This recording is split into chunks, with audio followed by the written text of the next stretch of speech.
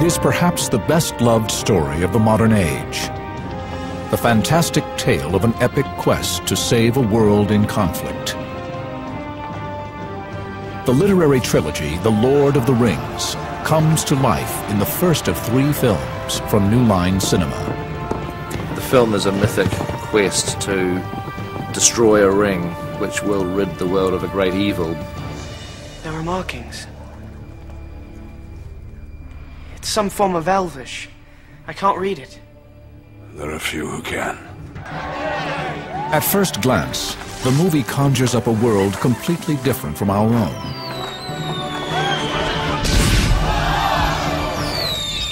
Yet, this world is under threat in a way that is strangely familiar. Is it secret?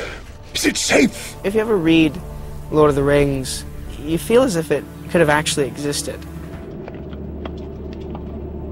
Who created The Lord of the Rings? And what real-life events inspired him?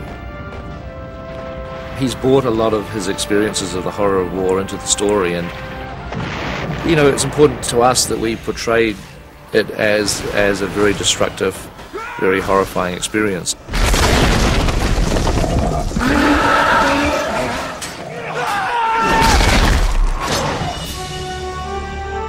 How does this imagined world shed light on mysteries about our own ancestral past?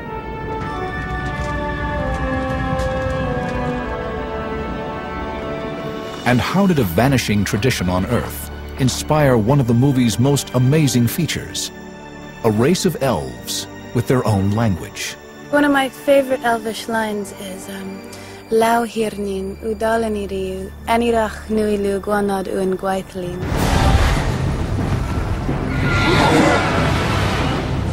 Does this quest to rid the world of evil reflect our contemporary struggle? The journey that Frodo takes is to undo a huge evil. Could we do that in this modern day? Could we knowingly unmake something that we know should never have come into being? I wish none of this had happened. Join us now as we go beyond the movie to explore the surprising connections between our own world and the fictional realm of the Lord of the Rings.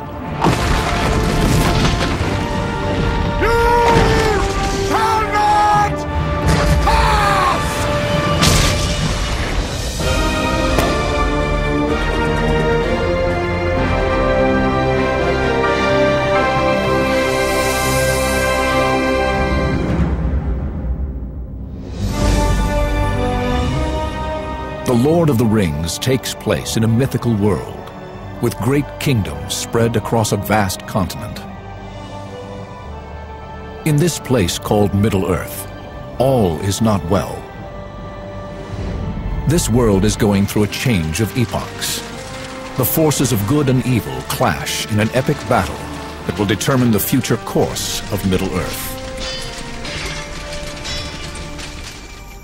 But one small spot is isolated from the conflict, its inhabitants blissfully unaware of the dangers beyond their fertile fields.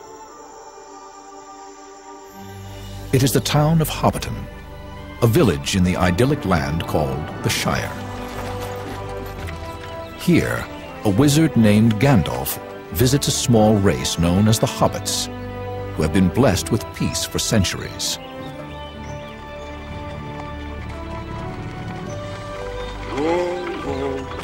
The creator of this mythical place was visionary author J.R.R. Tolkien. His imagination spawned The Lord of the Rings, an epic tale that some have called the story of the century.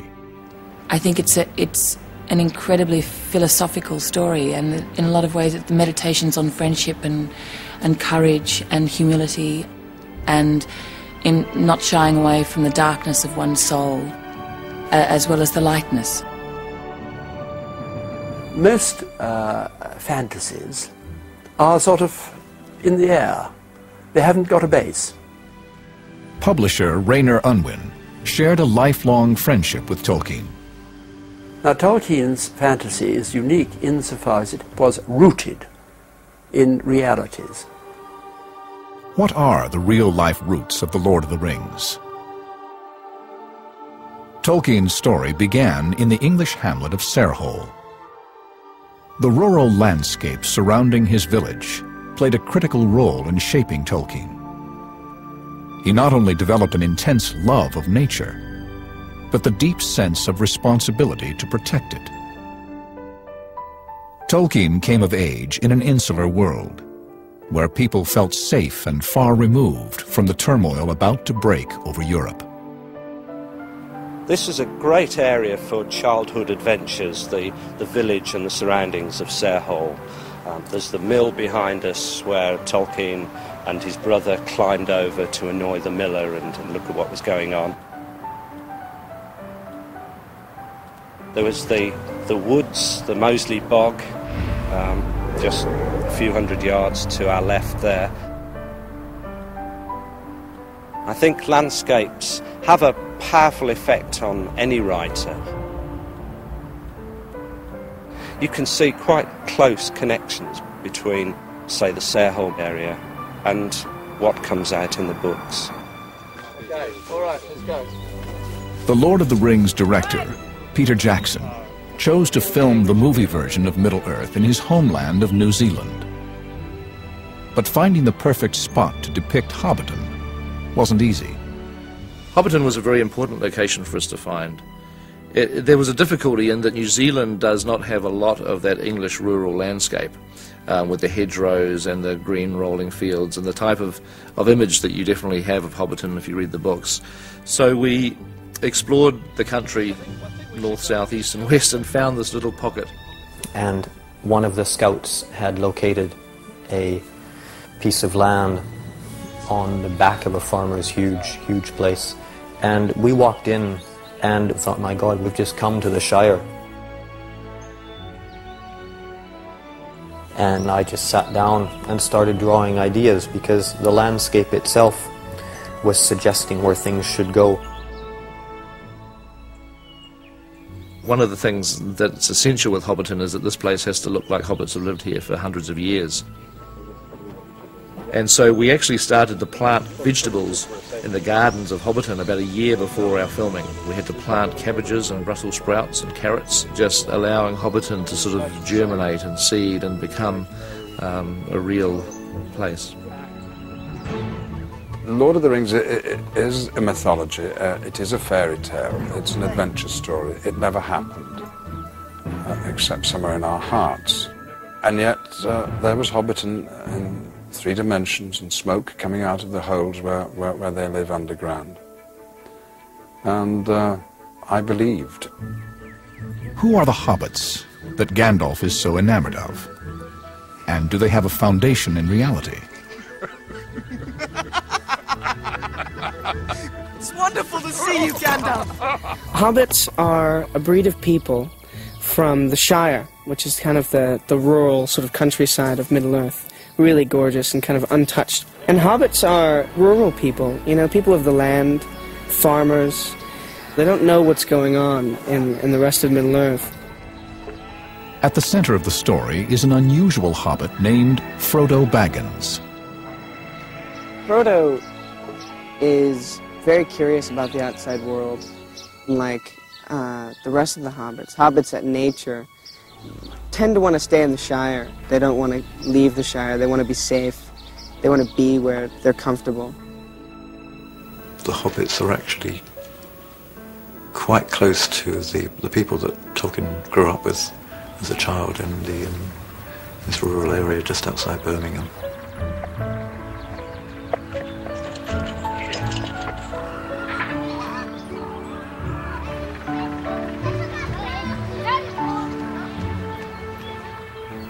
And he kind of treasured memories of these more simple folk and kind of recreated them in the hobbits.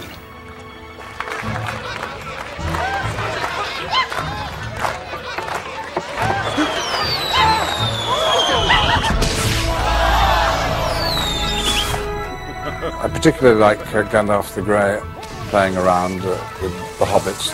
He likes very much, mainly because they like a good drink and a good chat and a good feed and a good smoke. They love the earth, they love life, they love to eat. You know, if they can have 6 meals and a good drink at the end and have a song, then the hobbits will be quite happy. I think it's very important to show at the start of the movie that there is a part of the world which is worth saving. You know, all the things that we go through are worth doing because of this amazing place called the Shire. Go on. While life in the Shire seems secure, beyond its borders, evil creatures, commanded by a dark lord, are enveloping the countryside.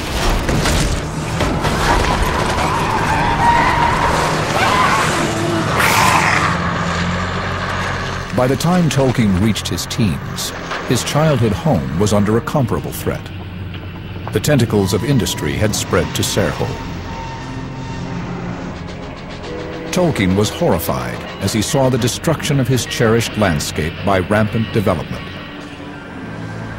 England's Industrial Revolution, which peaked a century before, had enslaved children in factories.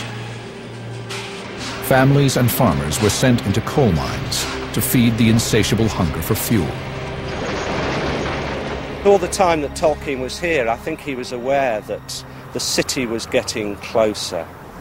It was something that he felt very sad about.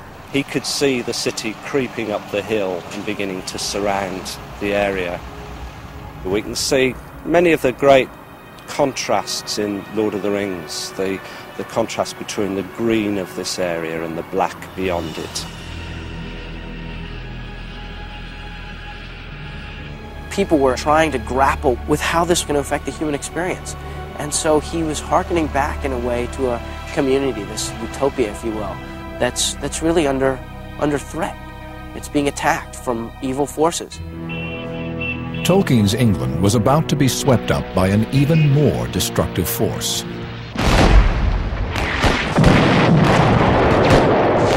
World War I would also have a dramatic impact on the Hobbiton of his imagination. It's quite cool.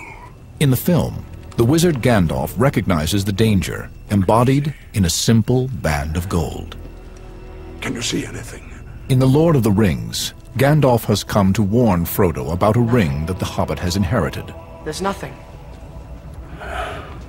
Wait. Rings are powerful things, and there's no end to a ring. It goes round and round and round, and within it can be contained, I suppose, great evil as well as great positive force. There are markings. It's some form of Elvish. I can't read it. In the common tongue, it says, one ring to rule them all. One ring to find them. One ring to bring them all.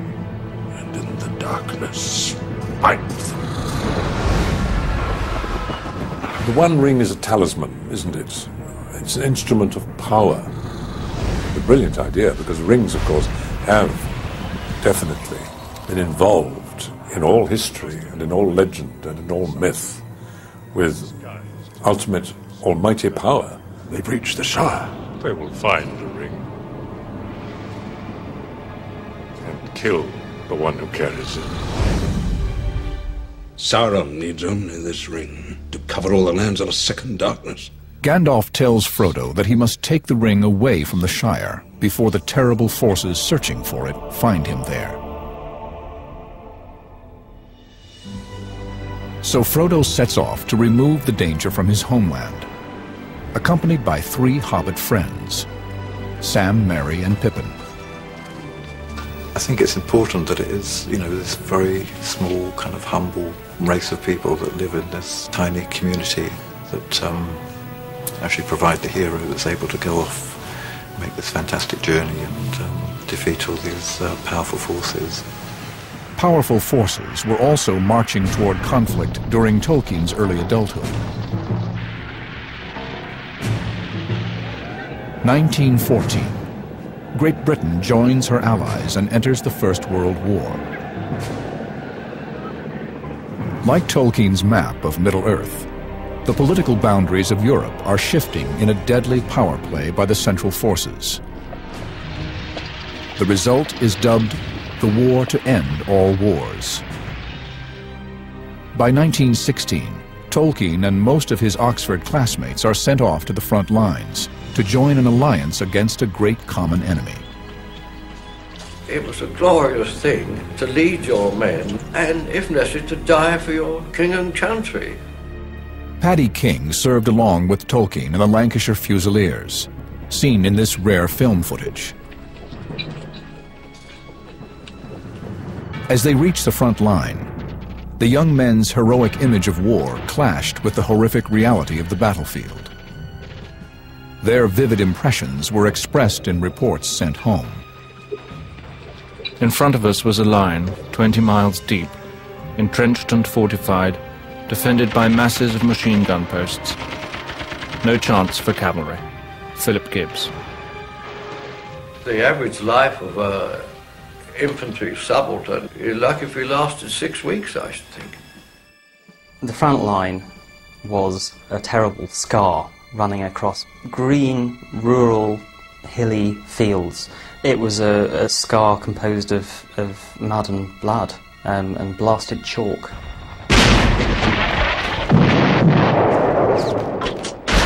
Tolkien arrived at the front in June 1916. It was his regiment's first combat assignment. The soldiers anxiously prepared for a major assault near a river called the Somme. Before dawn, there was a great silence. We spoke to each other in whispers, if we spoke at all. Then suddenly, our guns opened out in a barrage of fire with colossal intensity. Philip Gibbs. The Somme was the major battle on the Western Front in the sense that it lasted 4 months and it involved huge numbers of men. Some of the very earliest writings of Middle-earth that Tolkien created were done in pencil on a notebook while he was in the trenches in the First World War, and that's where Middle-earth was born. In Tolkien's view, the rigid class boundaries separating English officers and their subordinates began to evaporate amidst the horrors of war. The structure of the army in Britain at that time was very class-based. Officers were selected from men who had been to university, men like Tolkien. The infantry, the other ranks, as they were known, were your ordinary bloke. In the case of Tolkien's battalion, they were miners and weavers from Lancashire. The contrast exists in Lord of the Rings. Frodo is a well-to-do, educated, middle-class hobbit, and Sam is his gardener. If I take one more step, it'll be the farthest away from home I've ever been. He's a country lad, effectively. Come on, Sam. Whatever bond is there between them is a reflection, as Tolkien said, of the bond he saw between officers and ordinary men. While the bond he felt with his wartime comrades certainly influenced his future writing, the images of war had perhaps an even more striking impact on Tolkien's vision.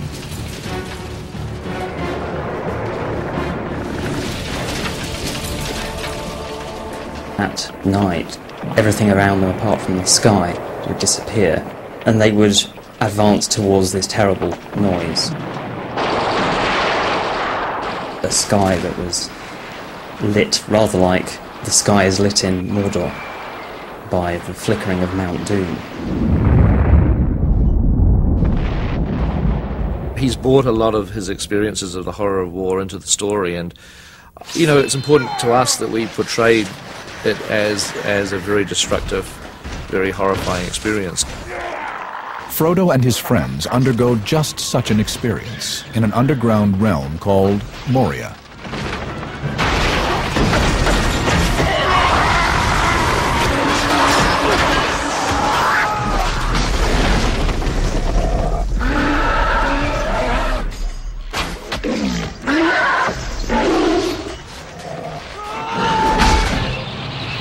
At the Battle of the Somme, Tolkien and his comrades found themselves pitted against the monstrous war machines of the Industrial Age. Tanks, poison gas, and machine guns literally mowed men down in a brutal onslaught.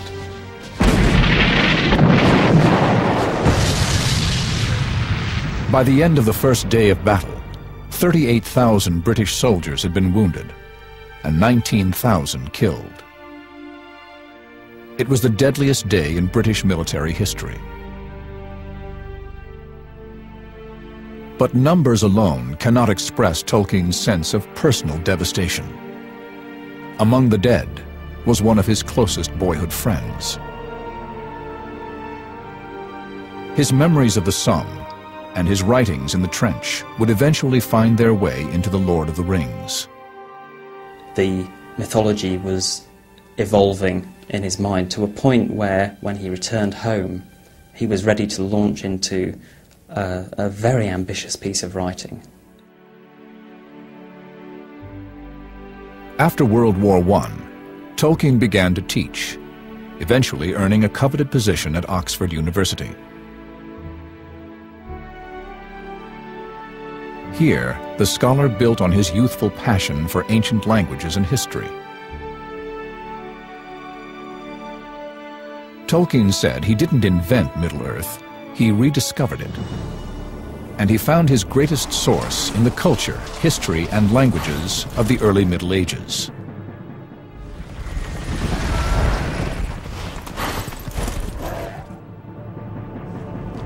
In the movie, Gandalf goes to an ancient library, where he seeks to confirm his suspicion that the ring is the evil creation of the Dark Lord Sauron.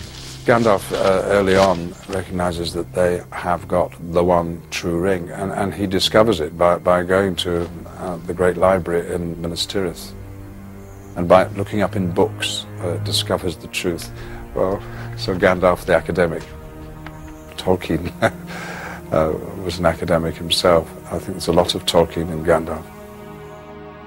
Gandalf's discovery at the Great Library prompts a gathering of representatives from across Middle-earth to discuss the fate of the ring.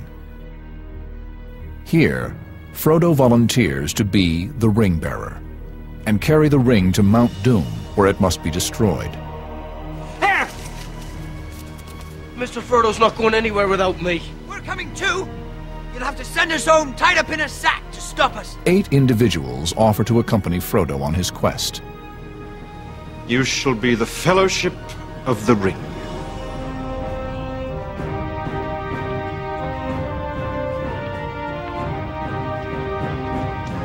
The newly formed fellowship undertakes an epic journey over a landscape steeped in history. The ruins strewn across Middle-earth can be likened to England's ancient ruins. The archaeological remains of multiple cultures, from the mysterious Neolithic monument of Stonehenge to the ruins left from 4 centuries of Roman rule. Tolkien was clearly feeding off the landscape and culture that he knew so well in the middle of England.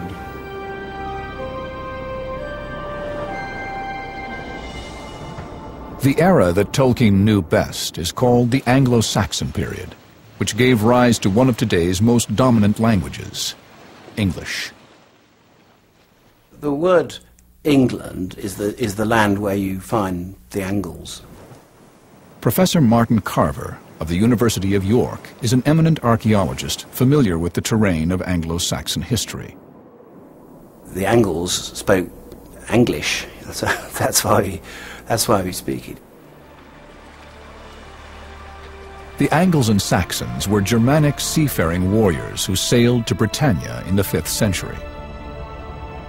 They fought as mercenaries in a period of great migration and tribal battles all over Europe. It's a big period of change, massive, in the 5th and 6th century, tremendous change. During this change of epochs, the Anglo-Saxons settled in England. Since they were mostly illiterate, the sagas about their heroic seafaring ancestors were passed down through story and song. There's a roaring fire, and the mead, the ale, is going round. People are singing. And out of those songs and out of the conversation comes all the shared values, I mean, all the things that people want to perpetuate. Most of these mythic tales were lost after the Norman conquest of England in the 11th century. As Anglo-Saxon culture was eclipsed, their great oral tradition died. Tolkien felt the English people had been robbed of part of their roots with the loss of these oral tales. He was inspired to write a new mythology for England. The mythology that Tolkien created is absolutely astonishing. I think he said that he wanted to provide the United Kingdom, which doesn't have many myths, to establish a national identity. It's a sort of condensed version of Anglo-Saxon European history, and therefore it's got the density, the reality, and the importance that any real myth and legend has. One of the few sources Tolkien could turn to for clues about Anglo-Saxon mythology was their great epic poem, Beowulf. Tolkien studied every line of the heroic saga, becoming one of the world's leading Beowulf scholars. It tells the tale of a monster-slaying Scandinavian king who dies fighting a dragon others refuse to face. One of Beowulf's most vivid scenes describes a king's solemn burial at sea in the hold of his ship, surrounded by treasures. For centuries, it had been considered merely a legend. Then, a stunning discovery was made in 1939. At Sutton Hoo, on England's eastern seaboard, British archaeologists unearthed an ancient ship, the burial chamber of an Anglo-Saxon king. The excavation site was filled with amazing treasures. Everybody was very excited, all these beautiful things coming out of the ground.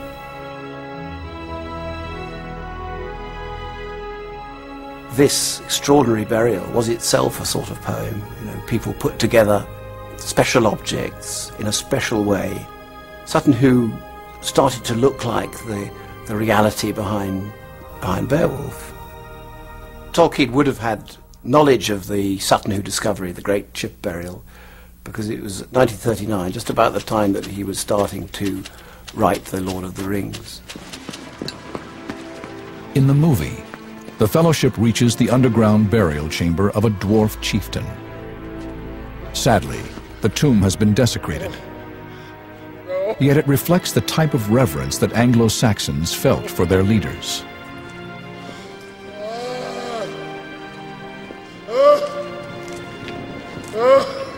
Here lies Balin, son of Hundin, Lord of Moria. He is dead then. Archaeological research has continued at Sutton Hoo for more than 60 years. Because of its importance in uncovering the lost world of Anglo-Saxon England, it is considered a crown jewel of British archaeology. A lot of our students have read Tolkien, and now they want to do Anglo-Saxon archaeology. They move from the fictional to the historical and want to know more about what really happened at that time, as we all do. One of the most spectacular treasures at Sutton Hoo is the buried king's helmet. The strong ridge piece that goes right over the top of the head, which protects you from a blow with a sword, that's actually it's a dragon, and it has two little beady garnet eyes which look out at you, and then a snarling jaw. The creatures depicted on Anglo-Saxon helmets provide insight into the values and beliefs held at that time. Tolkien explains to us that the monsters embody people's hopes and fears. I think that's a good way of looking at it. When we look at Anglo-Saxon metalwork and we see these writhing monsters, the animals are metaphors. They're containing all sorts of messages: valor, loyalty, spite, In a non-literary society, the metalsmiths are the poets, aren't they? Because they're the people who give you something permanent. Instead of a book, it's something that lasts forever. And this is where studies of people like Tolkien were so helpful, and particularly when he let his imagination really run. The filmmakers of The Lord of the Rings used Tolkien's imagination as their guide in creating the movie's 48,000 pieces of armor and weaponry.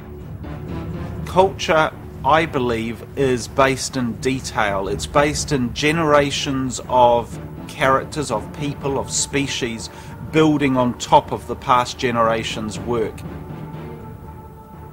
Every belt is in some way hand-tooled to feel like it has been touched by the craftsmanship of the species that wears it. One of the most important things to me was that we generated a very strong feeling of culture. The shapes and forms and details and fluting that we were able to get in the armour can only be done by the processes of the anvil, the hammer, the jenny, the furnace that was generated in times past.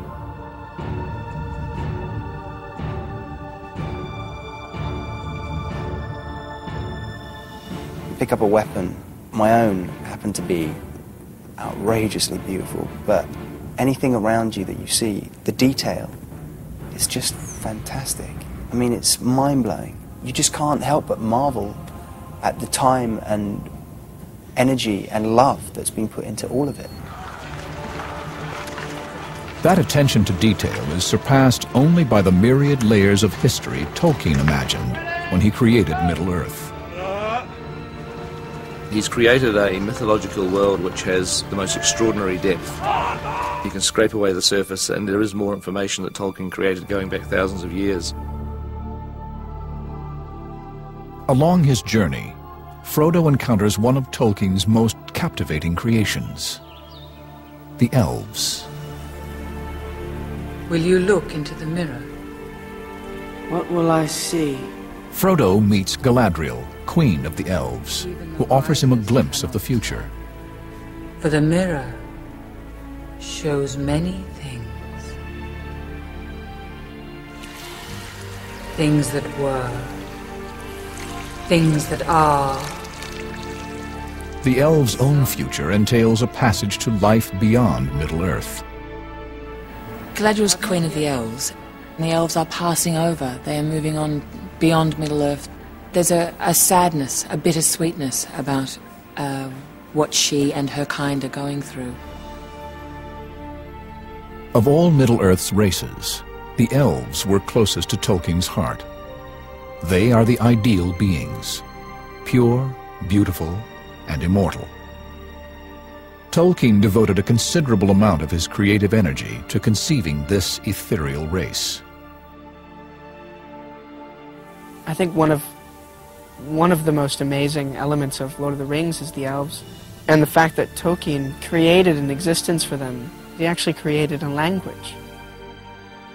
The comprehensive and elegant languages Tolkien invented are collectively called Elvish.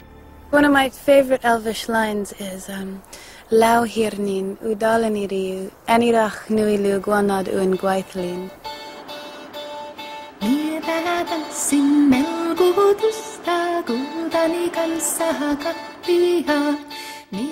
One of Tolkien's primary inspirations for Elvish is a language that can be heard today in Väinö Karelia, a remote region of villages and lakes spanning the Finnish and Russian border. Its residents are mostly elders, whose children have moved away to the modern world.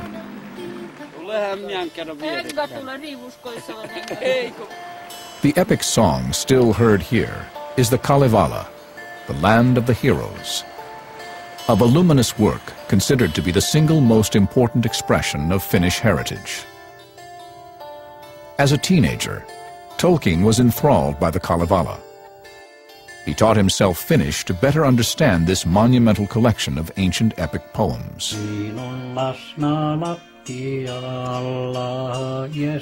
Jussi Huovinen is Finland's last great rune singer.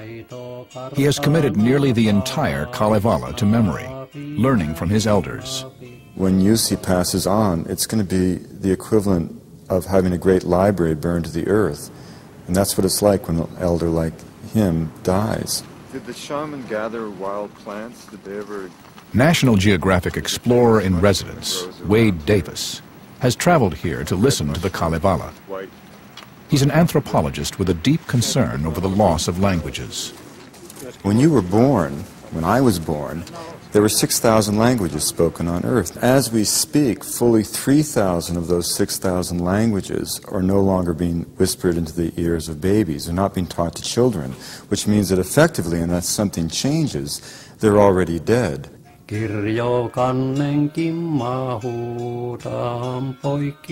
a language isn't just a body of vocabulary or a set of grammatical rules. It's a flash of the human spirit. And when we lose a language, we lose a vital element of the human dream.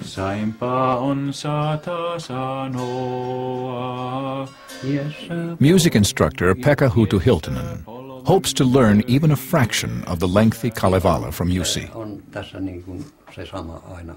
It was a very important moment for me about 10 years ago when I met Jussi and I first heard him to sing, and I suddenly realized I had to hold my chair, that he really is sitting here singing to me the voice of my ancestors thousands and thousands of years ago.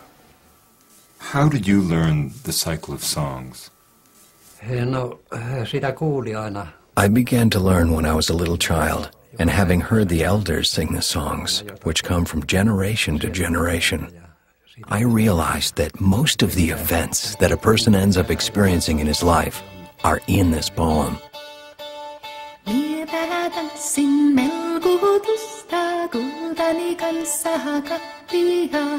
The Kalevala parallels the real history of the Finns, who migrated north at the end of the last ice age. Linguists believe the origins of the saga and its language date back to a more nomadic time. And it goes back to the time of the shaman. It goes back to the pre-agricultural times of Finland. It goes back to the time when people had no written word, when people lived by the poetry of an oral tradition, where by definition the entire language was a vocabulary of the best storyteller.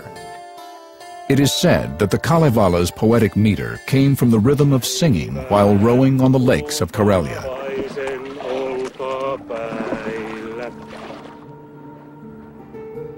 The tradition of the Kalevala was almost lost when the Swedes began their domination of Finland in the late Middle Ages. By the 19th century, most educated Finns spoke Swedish. Then, a country doctor named Elias Lönnrot traveled to the wilds of Karelia in the 1830s. This was the last place on earth where the rune songs were still being sung. By writing down the words of the rustic rune singers, something the Karelians had rarely done, Lönnrot saved the tradition. He organized the songs into a linear story and called it the Kalevala. This mythology for Finland gave its people a sense of identity, which proved especially significant during the tumultuous 20th century. If it wasn't for the Kalevala, Finland wouldn't have its independence, its language, and we would all be speaking either Russian or Swedish. Today, a small portion of the poem is sung at Finnish sporting events, and children learn a few key verses at school. The Kalevala's themes pervade the Finnish Festival of Light, when this land of interminably dark winters celebrates the longest day of the year. J.R.R. Tolkien was inspired by the Kalevala and turned to it as he began inventing the languages of Middle-earth. He was trying to construct languages which had a similar inner feel to something he admired. Quenya, the Elvish Latin, I think is quite clearly based on Finnish. He very much liked Finnish, He very much liked the, the Finnish literary tradition, which attracted him from an early age. Tolkien was fascinated by more than the Kalevala's language. He found eternal themes and archetypal characters there as well. The Kalevala's hero is a wise old leader with magical powers. The central figure is Vainamarinen, a great shaman who casts spells to achieve his goals and improve his people's social conditions. The obvious parallel is the wizard Gandalf, who also employs the power of words. The Lord of the Rings and the Kalevala share another key element. At the center of both stories is a powerful forged object. In the Finnish poem, it's called the Sampo. Like the ring, it brings its owner great fortune, but in the end is destroyed to secure peace. What ultimately is the lesson of the Kalevala? What I get most from the Kalevala poems is their emphasis on doing good for your people, on doing things for their benefit and their joy. The themes of loyalty and sacrifice run deep through The Lord of the Rings.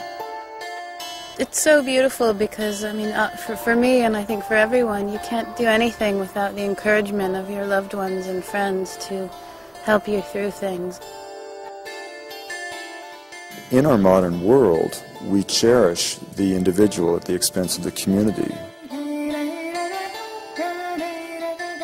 When I look at photographs of Karelia 100 years ago, I get very much the same feeling that I did with Jussi. I mean, here I felt like I was in the presence of 15,000 years of history in this one human being.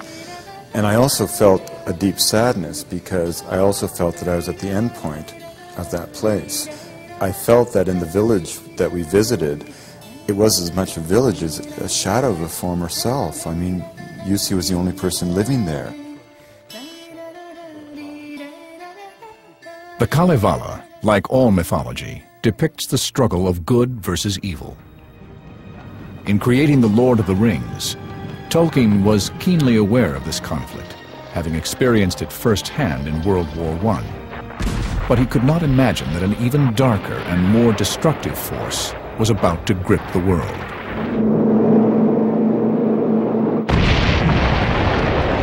(1939). Germany invades Poland.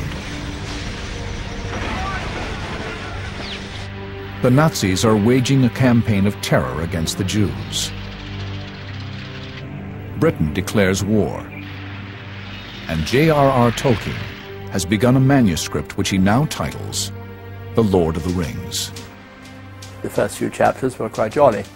Then we got the war, and then we had periods when he hardly could write at all.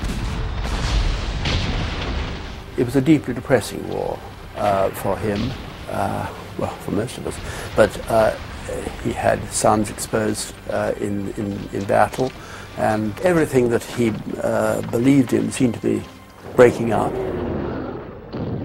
I'm very taken with the fact that Tolkien was writing Lord of the Rings during the Second World War. That Tolkien's own son, Christopher, was serving in Europe, fighting the ultimate evil. Tolkien clearly understood the horrifying nature of evil, which he personified in some of Middle-earth's most powerful leaders.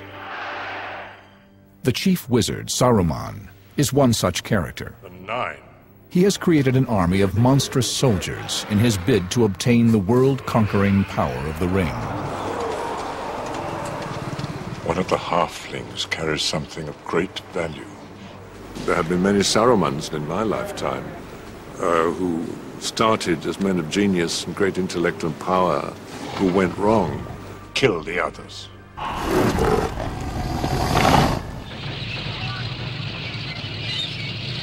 The war is a factor. His imagination was his own, of course, but there was this background of something very much stronger, more sinister, more dangerous, which you get in the book.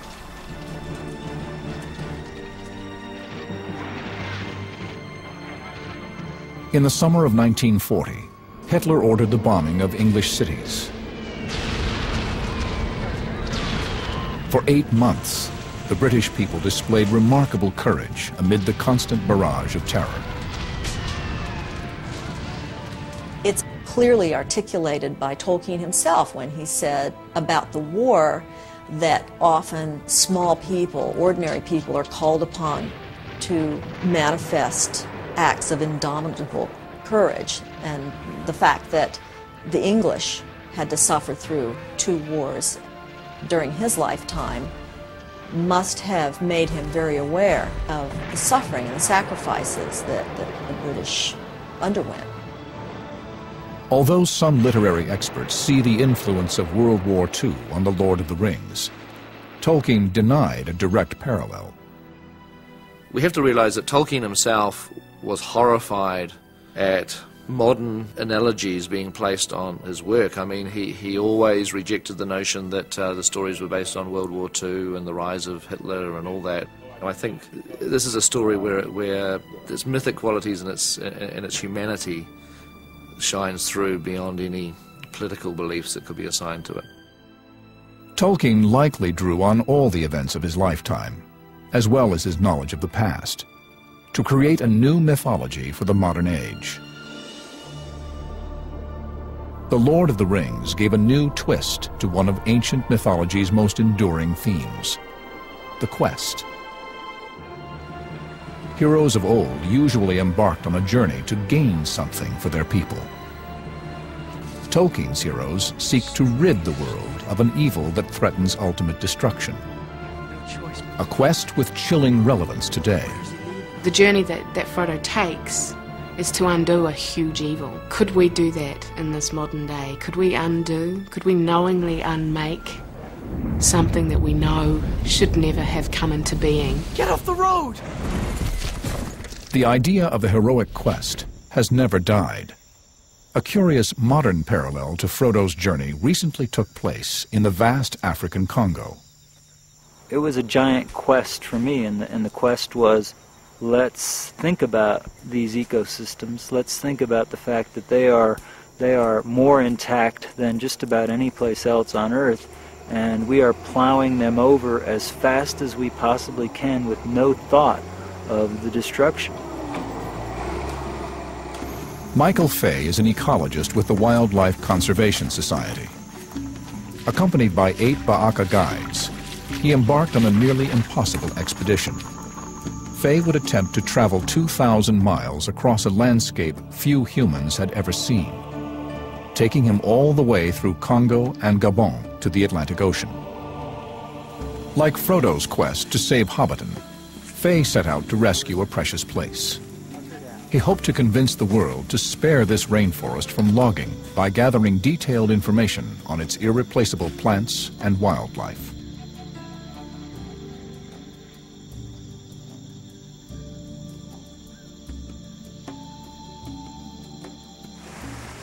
It was certainly the most grandiose and impossible journey that I could think of. It's crazy. Okay. Wow. And the probability of it succeeding was very low, and I knew that from the outset. Fay cherishes this part of Africa, where he has lived for 20 years. As his passion for ecology continues to grow, he has come to appreciate Tolkien's myth about saving what is precious in the world. That book took me very deep into this great adventure, to a place where human beings are not superior to anything else, and that's certainly stayed with me now. The stakes are just as high today as they were in Tolkien's time. The evil Fay wants to save his world from is unrestrained development. The destructive power of mechanized machines are just orders and orders of magnitude beyond anything that ever happened before they came around. There's no doubt that ecosystems on the planet are disappearing much faster than the human race has a capacity to survive. 15 months after he departed, Michael Fay successfully completed his 2,000-mile trek when he reached the Atlantic Ocean. But his true quest has barely begun: to inspire in humanity an increased responsibility for protecting the Earth. The same conviction infuses The Lord of the Rings, a story that began with Tolkien's love for the land. It is also the message delivered by the Queen of the Elves. She's handing on the torch to humankind.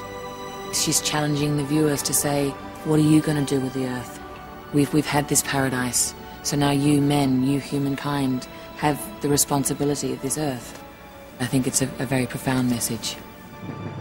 Middle-earth is a mythological place, but it is rooted in reality, having been imagined by a man who witnessed the very worst in human nature and understood humanity's greatest potential.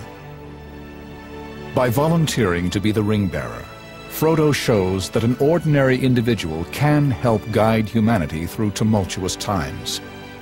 Tolkien's hero is an everyman we can admire and emulate, the type of hero so needed today. There are groups of people who desperately want a decent world, a good world. Right now, as we are speaking, I think I'm probably right in saying there are more conflicts, and in some cases wars, than there have ever been in history. So, what are we going to do about it? Where's the ring bearer?